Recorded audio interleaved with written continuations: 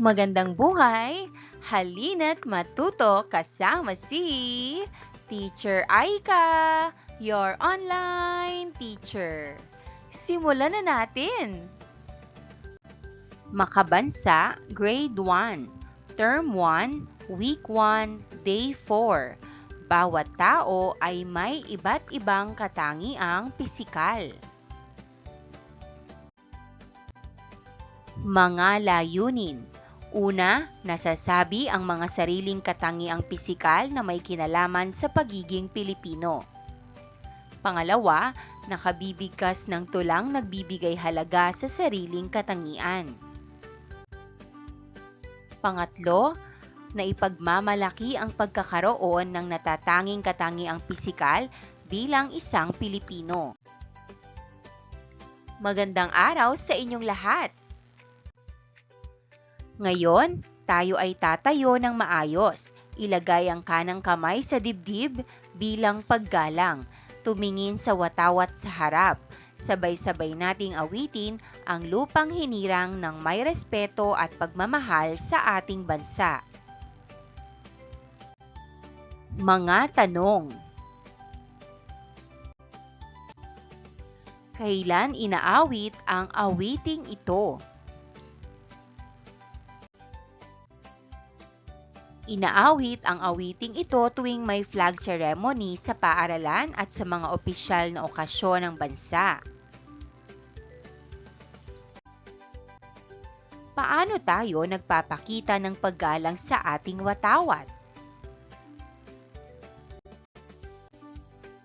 Nagpapakita tayo ng paggalang sa watawat sa pamamagitan ng pagtayo ng tuwid, paglalagay ng kanang kamay sa dibdib, at pag-awit ng maayos at may respeto. Ano ang ginamit mo upang ipakita ang paggalang mo sa watawat? Ginamit ko ang aking katawan, lalo na ang aking kamay at boses, upang ipakita ang paggalang ko sa watawat. Bakit inilalagay sa dibdib ang kanang kamay habang inaawit ito? Nilalagay sa dibdib ang kanang kamay bilang tanda ng pagmamahal, paggalang at katapatan sa ating bansa. Buuin ang puzzle.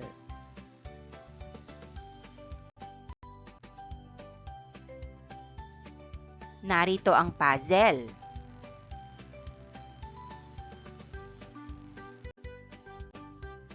Ano ang inyong nabuo?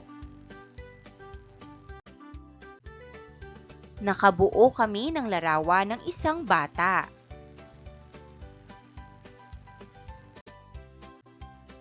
Sino ang imaheng nabuo?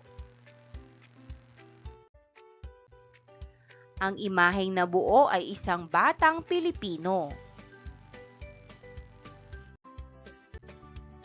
Katulad mo ba siya? Mayroon ba kayong pagkakapareho?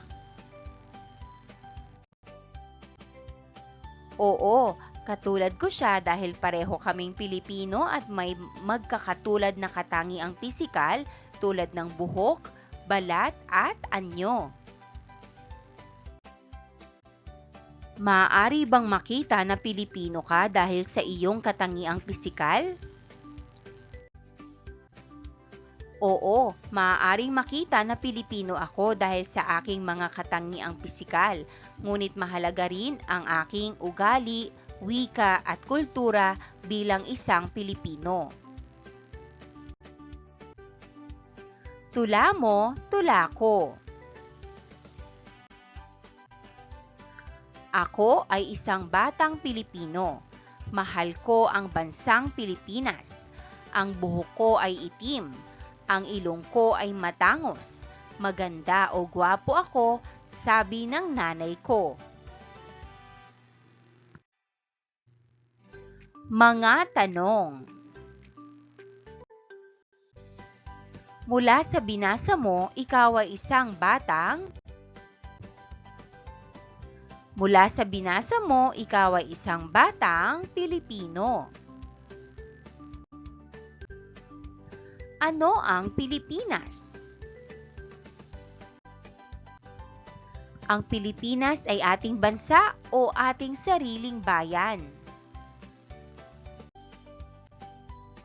Ano ang kulay ng buhok mo? Mayroon bang ibang kulay ng buhok sa mga kaklase mo? Ang kulay ng buhok ko ay itim. Oo, may iba't ibang kulay ng buhok ang aking mga kaklase. Bilang isang Pilipino, masaya ka ba sa taglay mong katangiang pisikal? Bakit? Oo, masaya ako sa taglay kong katangiang pisikal dahil ito ay bahagi ng aking pagkatao bilang isang Pilipino. Ako ay batang Pilipino.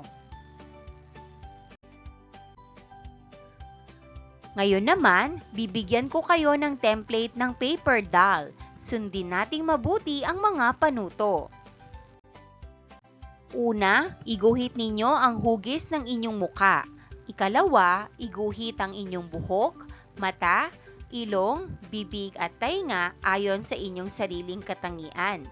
Ikatlo, kulayan ng inyong paper doll ayon sa kulay ng inyong balat.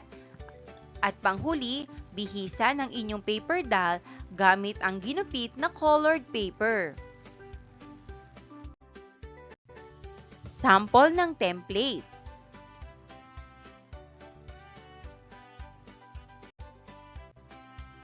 Magkwentuhan tayo.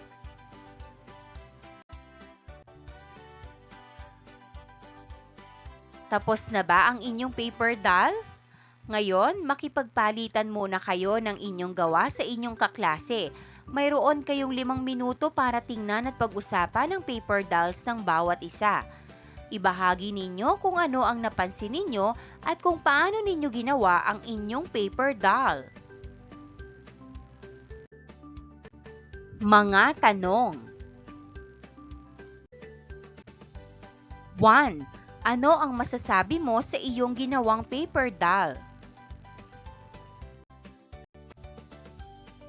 Masasabi ko na ang aking ginawang paper doll ay maayos at nagpapakita ng aking sariling katangian. 2. Naipakikita ba ng inyong gawa ang inyong katangian?